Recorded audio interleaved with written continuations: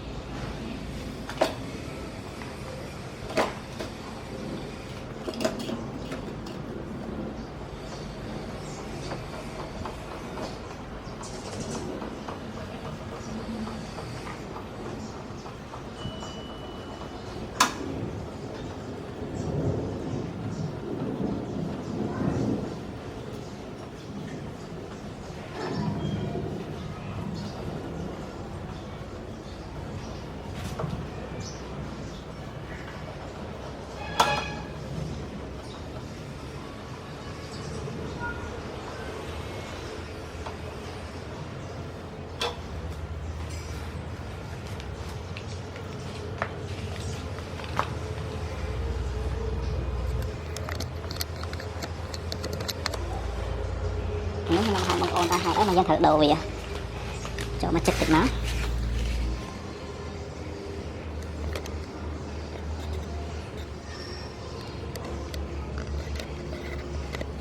xong rồi bông ôn nữa cái gì có sâu chả vậy cái việc là hai đó hả tập là hai trắng việc tâm lon ấy cái khâu vậy hay cái thằng nữa nè cái là hai đó hả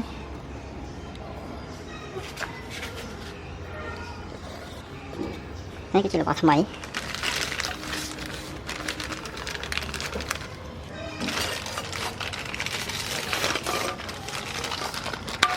đấy cái chỉ là bỏ tay ta để bỏ xỉn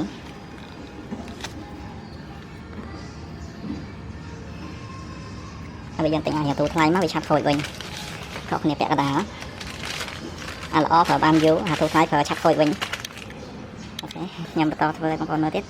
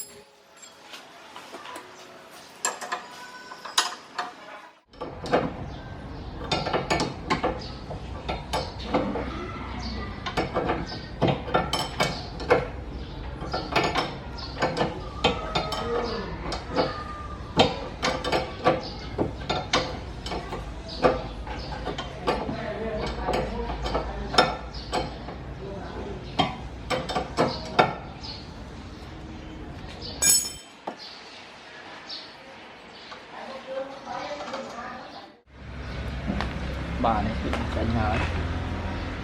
bà này đã mấy số đó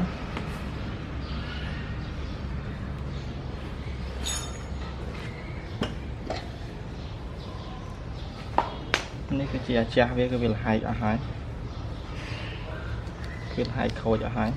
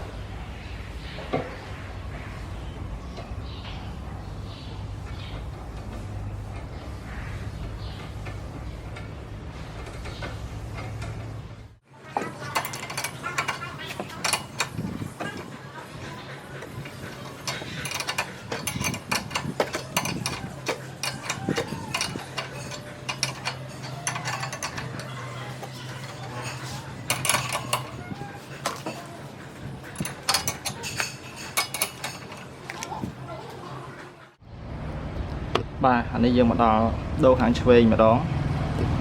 អានេះខ្ញុំកាត់ដល់វីដេអូដូររួចហើយខាងមកយើងដូរហើយនៅខាងនេះម្ដងទៀតដូចគ្នា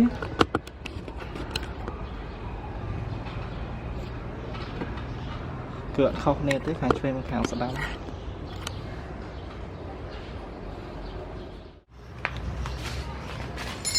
បាទដល់នេះវាជឿដល់ខាងឆ្វេងម្ដង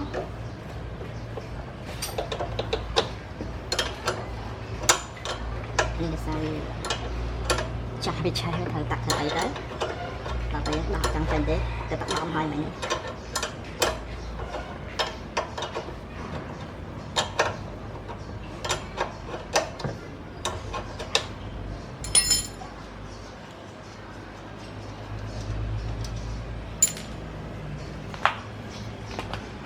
ខាងក្រោមវាយើងដាក់ហើយហ៎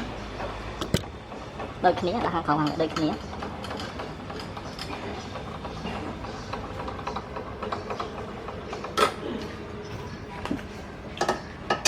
បោះចេញ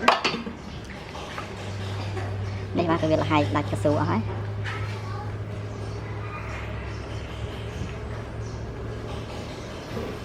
លហើយដាច់អស់ហើយគឺងាប់អស់ហើយខាងនេះក៏ចឹងដែរគឺលហើយអស់ហើយ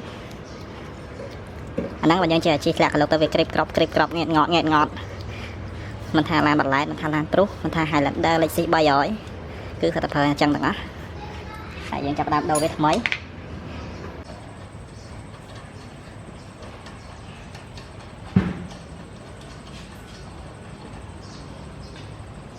មកខាងលើ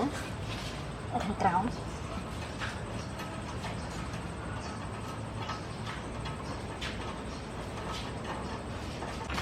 ខាងក្រោមនិងខាងលើគឺដូចគ្នាទេ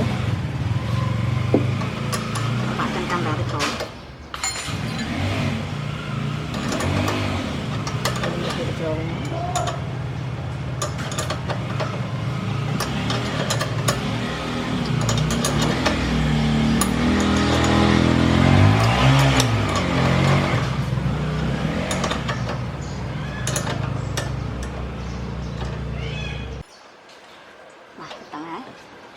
អូខេនៅខាងក្រោមមួយទៀតបាននេះគឺរួចរាល់ហើយយើងបានផ្លាស់ប្ដូររួចរាល់ហើយខ្ញុំថតទៅខាងក្រោមមើលបាទនេះគឺអត់មានពិបាកទេគឺងាយអាចធ្វើនៅផ្ទះបានខាងស្ដាំក៏ដូចគ្នាដែរToyota Prius